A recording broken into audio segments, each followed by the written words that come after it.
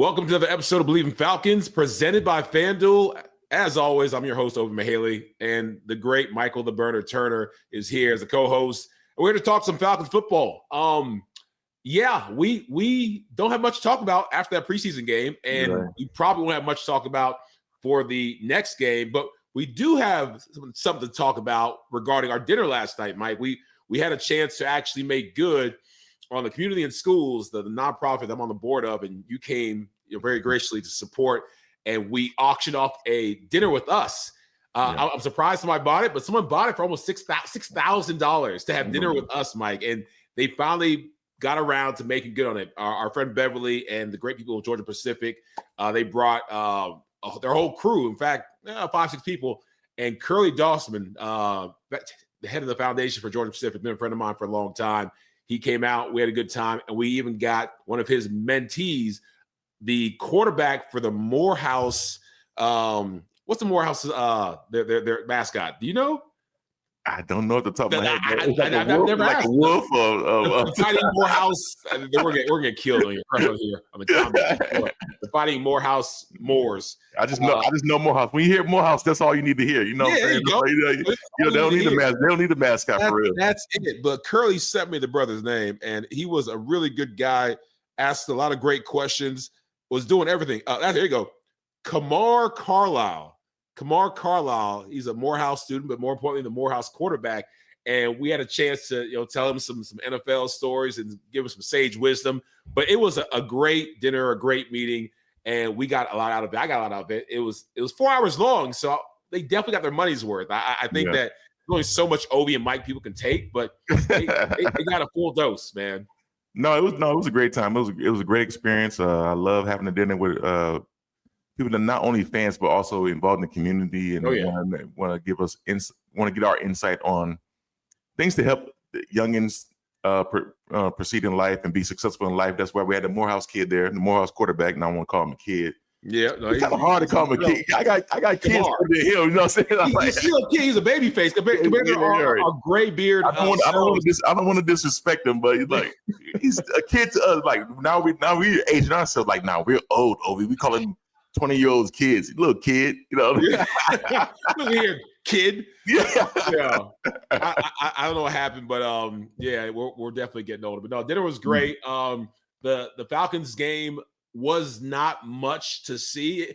There were some good things. There were some bad things. There were some things that, when people want to go to sleep. But some of the good things, I love an underdog story. Like I said last episode, I'm going to watch Hard Knocks every year. It comes on regardless just because I want to see who's actually in the trenches, who's on the bubble, who are the guys who this is their life and they're trying to get their dream. We have one of those guys, Natron Brooks. He actually is in his third consecutive Falcons training camp since being signed as an undrafted free agent in 2023. Failed to make the 53-man roster heading into the season in the past 2 years. And this brother on the biggest stage got a nice interception, 33-yard run back. I think he's one of the few guys who's intercepted Michael Penix in practice, and he's trying to make this team. So I hope that his little Rudy moment occurs and he gets that call after this third game to say, hey, you made it. You're on the Falcons. Like you're here. Because I remember how great that sounded when I was with the Ravens. And even though I was a 4th-round pick, I wasn't guaranteed as a 3rd-string fullback to make the team. And I did everything I could. So I had that situation, and I also had the St. Louis Rams when the Falcons cut me in 2012 for some crazy reason. And I went to, who would cut me? Bleav in Falcons didn't believe in me, but that's another story. Like I'm not bitter. I'm not bitter. I've gone through therapy, and it was a long time ago. Right. Been 12, 13 years old. 12, 13 years. I don't think about it every night. I'm not crying in my sleep because the Falcons got me. If I see Thomas Dimitroff, it's not on site. None of those things are true. Love you, Thomas. I saw Thomas in Buckhead. Nice guy. Crazy. I haven't seen him. I haven't seen him in a long time. TD's great. He's gray like all of us. He's dyeing his hair a little bit because he should be a lot more gray than he is. Yes. Anyways, not throwing shade. I went to St. Louis, Mike, and like Natron Brooks, I actually heard, I'm so sorry. Actually, I don't think they said sorry. It's like, hey, you didn't make the 53. I said, I didn't make the 53. I didn't make 53. Right. The fullback I'm going up against is a backup linebacker who's missing plays, getting blown up, dropping passes, and me and Steven Jackson were out there killing it. What you mean I didn't make 53? And they told me that, hey, yes, you were the absolute best fullback here, but we decided we don't need a fullback on the Rams this year. I said, then why did you invite me to training camp? Like, that's a good question. We don't know why we did. Right, so, anyways, here's your black trash bag. Get your stuff and get out. Right. Yeah. So that is a painful experience. You never got to experience that because you didn't even get to training camp. They just cut you after the season. How did your last football experience end up? Wow, Ovie, that's kind of like, man, kind of like. I mean, I'm being vulnerable, Mike. You got to share that. Fans want to know. No, it was just after the 2012 season or after the NFC Championship game, and they decided to let me go. But they didn't bring you back for training camp to even compete. No. It wasn't a level. It wasn't an issue of competition. It was an issue of probably payment of money situation, finances, and the direction the team wanted to go. We wasn't a running football team anymore. So. Nope. You sure? That's why they got rid of me. And the next year they got rid of you. Yeah. What I'm saying? It's a process. How you can see it, like when you look back on it, you can see the direction was okay. And around the NFL too, not just the Falcons. It's like it's more of a passing league. Yep. Face the fullbacks out first. And then now the big dollar running backs, remember it was a period of time where it was running backs hard to get money, hard to get paid. Yeah. Oh yeah. Because they feel like running backs are a dime a dozen. Yes.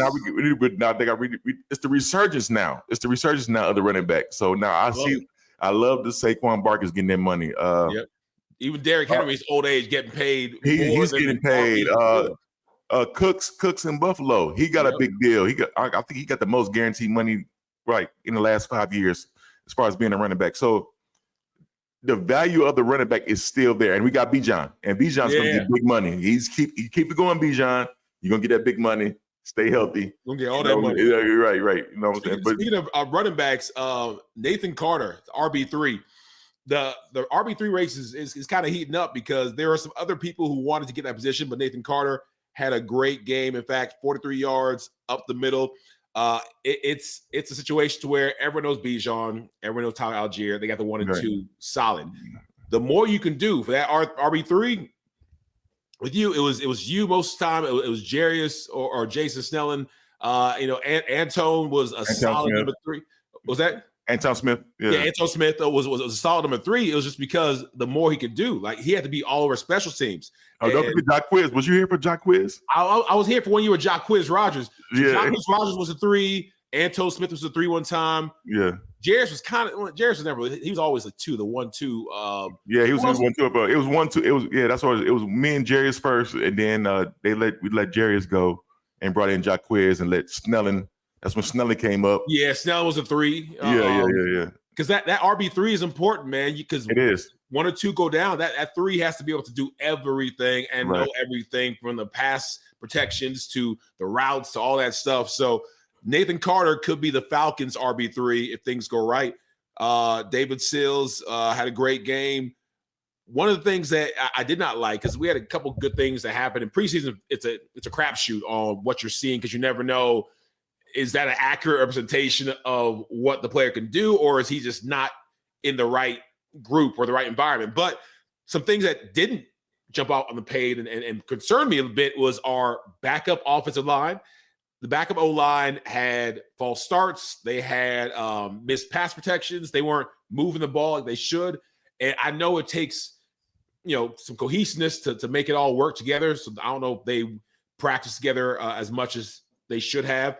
But some of the things they did would make Falcons fans concerned if they had to step in for Chris Lindstrom or step in for some of the starting O-line, because those guys can be like that in the limelight.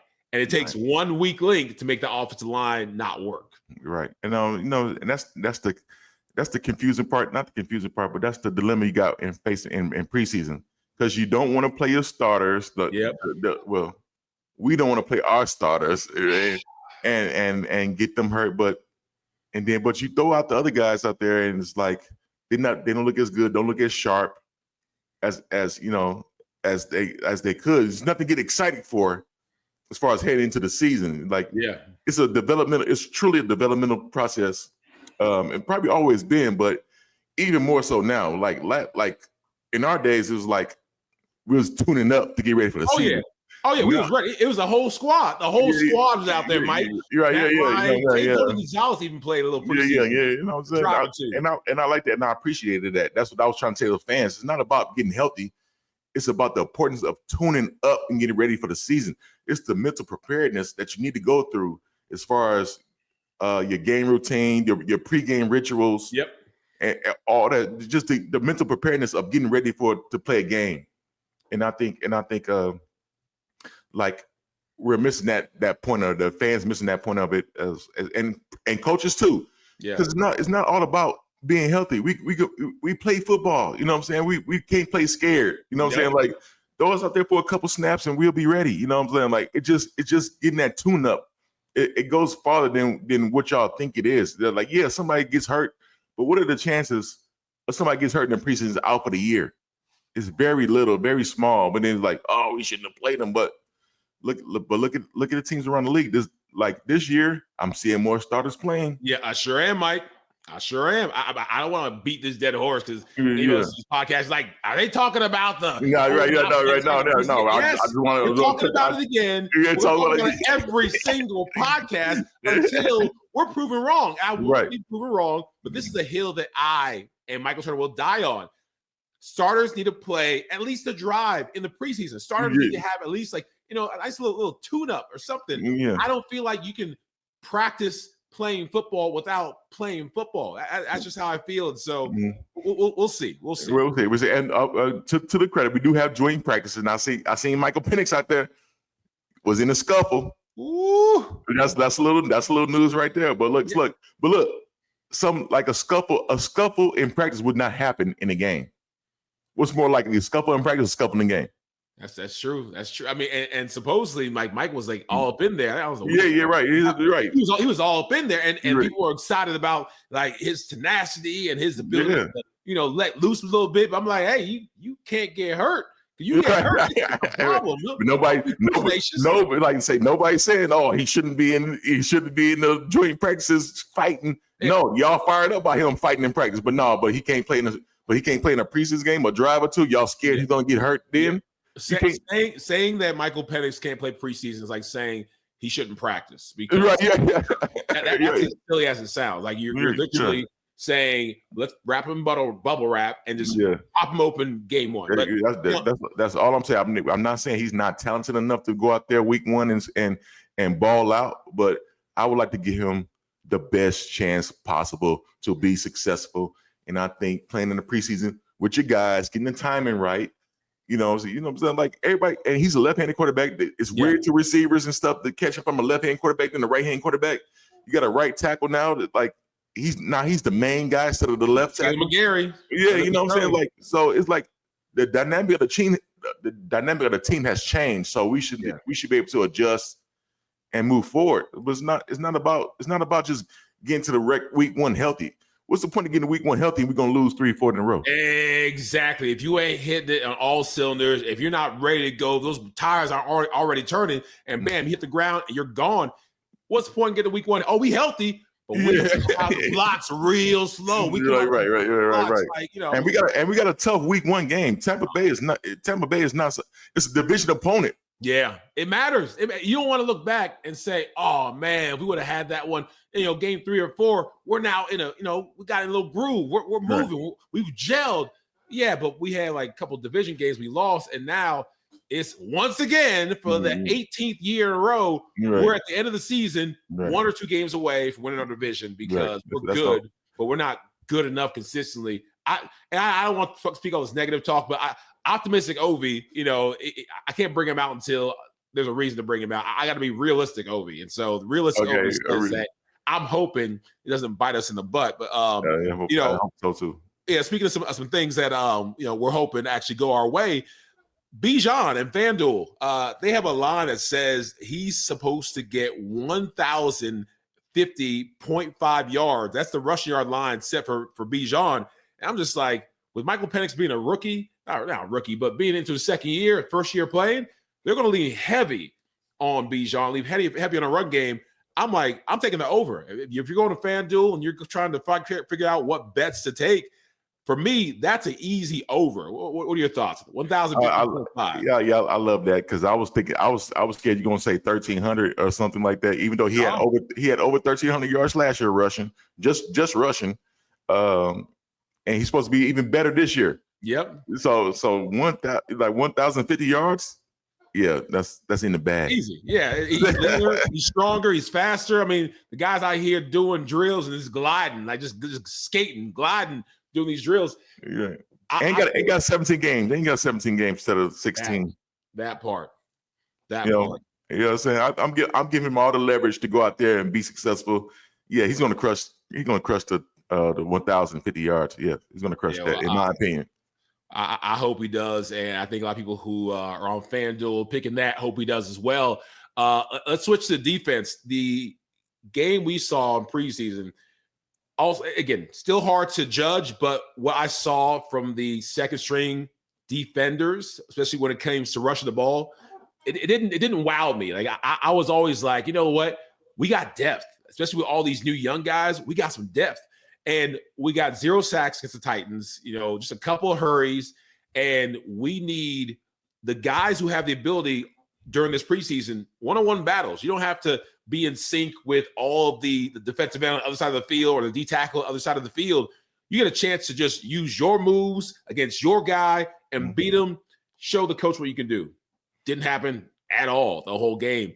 And for us to have so much talent, again, not all the talent was on display, but for us to have so much talent, you would think it would seep into the second string and have some of our guys just show us a little something. There's nothing, there's no guarantee that, we're tanked and we're not good and our backups can't. There's no guarantee, but I like to be talking about something exciting. Say, did you see what our number twos did? Did you see what our backups did? Did you see this guy who no one's talking about? And he just had a day, pressures, hurries, and a sack or two. We don't talk about. We just have to hope and pray and wish and make excuses and say, you know what? Well, it wasn't the right situation, and it wasn't the right. What happened? To our defense, all right, okay. The Titans did put in some chips in there. The chips and on the edges, they were protecting their quarterback. They trying to protect their quarterbacks. Yeah, it's that number one quarterback. Right. You know what I'm saying? So they did. It was some chip protections in there a little bit. Maybe they learned from the joint practices, like we can't block these guys. Yeah, because like word on the street is we dominated the practices. I heard that too, and I think that leads into the game. Like, all right, we dominated them, so the game time more relaxed. Because I didn't see that same fire as practice. Like practices are more intense. They were tired, man. Yeah, they were tired. They're like, all right, we beat up on y'all. All right, the game time, you'll relax, let up a little bit. It's not about winning the game, but it's just like I'm saying. Now we're going back to all right, let's get out this game healthy. But practice is a different story, man. Practice is a definitely different story than them joint practice. I don't know if you ever experienced a joint practice. I did a couple. I think one of the coolest joint practice experiences. I told when I was at practice, who was I talking to? I think Cliff Matthews or somebody. And there's Ovie, you're making this up. I didn't make this up.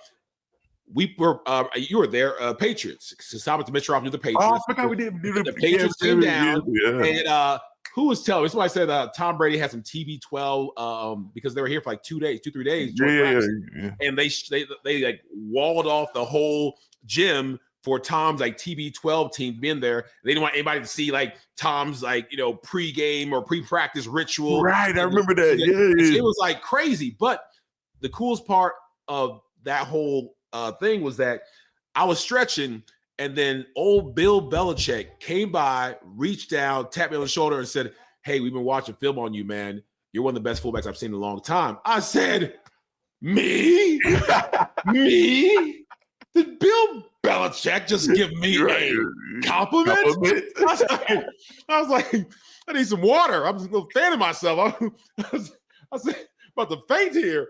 I felt so cool. I mean, he's a legend. And like, on my children, he said that. Like, I heard him say that, and he didn't have to. He was just walking around with his little cut off a sweatshirt that he wears. Hey, knowing Bill, that might have been a setup. Oh, he tried to soften you up for practice. he's like, don't kill my guys. You are the best fullbacks out there.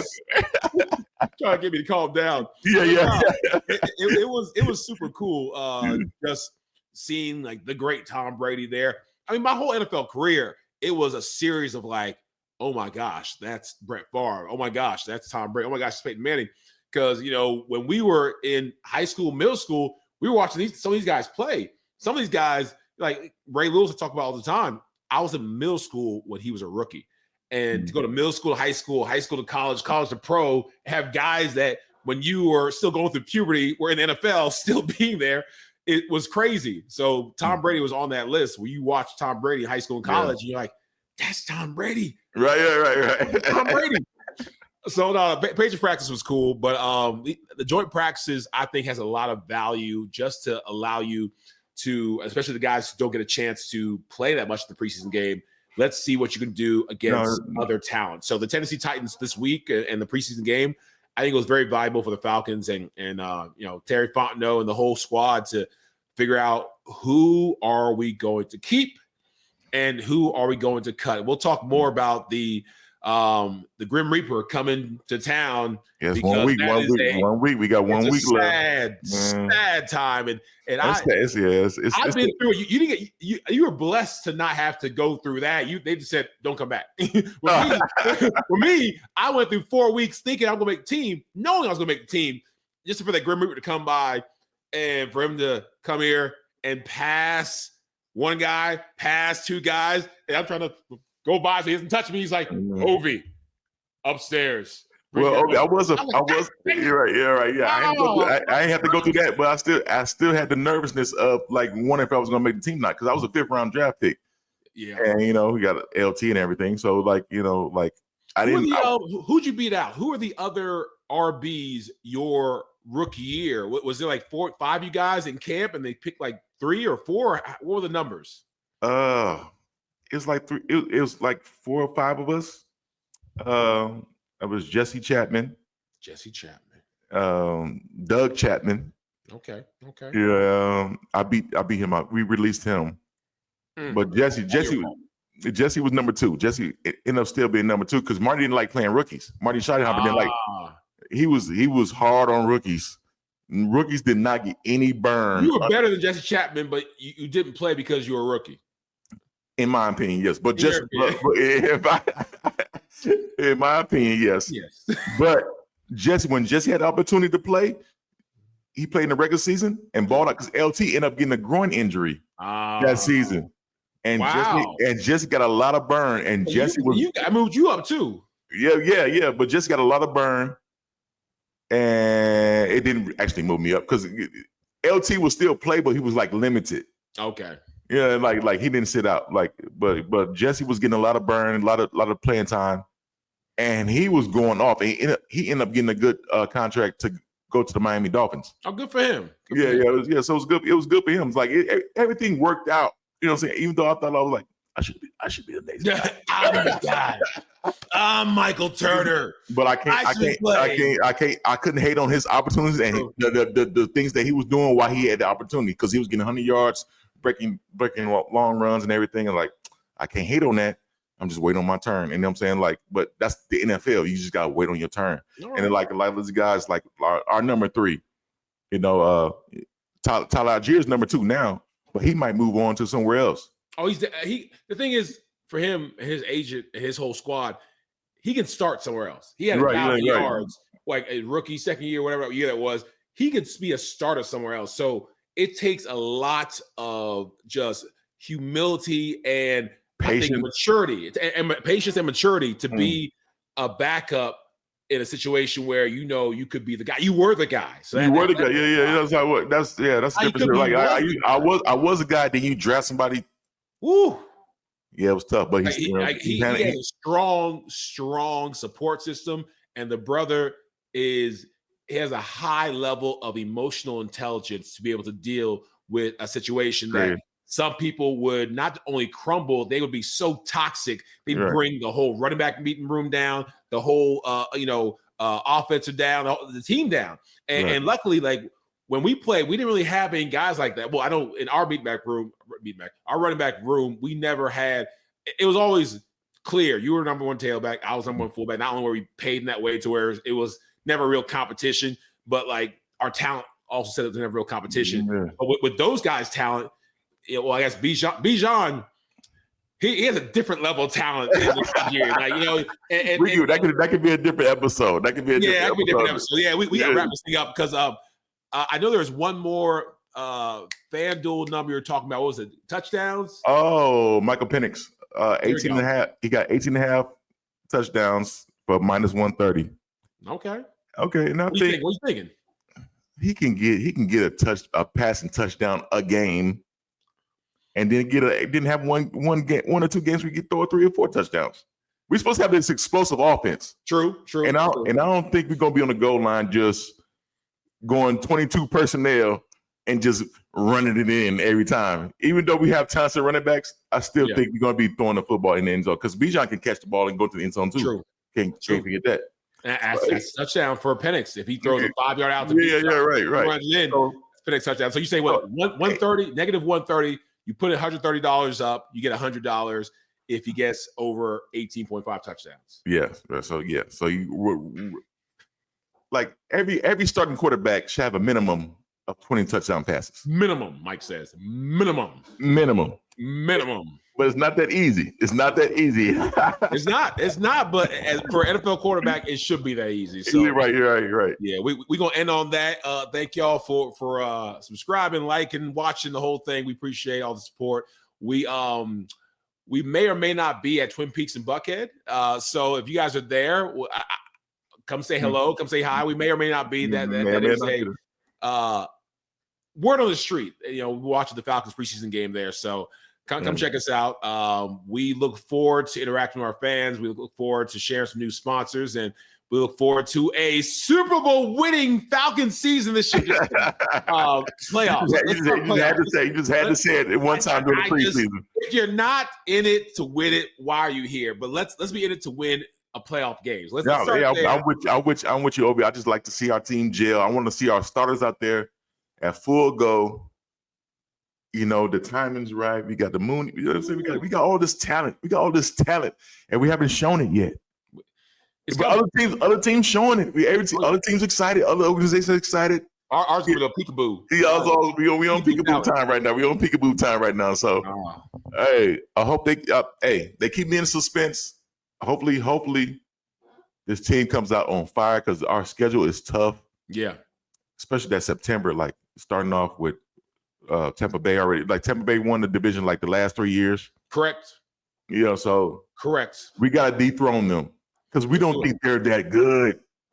They're not that good. Baker's pretty good, but I don't think Tampa's that good. I feel like we've been better than Tampa every year. We had a consistent quarterback. Like we beat them twice last year. We beat them twice last year. We still lost to them, Michael. We still lost to them after we beat them twice. Tampa Bay, we coming for you. We coming for you. Right. Okay. So we're at week 1. I like the matchup. You know what I'm saying? Let's go. Let's get it. We're hiding our cards, Obi. We're hiding our cards. Royal flush. All right, y'all. Bleav in Falcons. We'll talk to y'all next week. All right.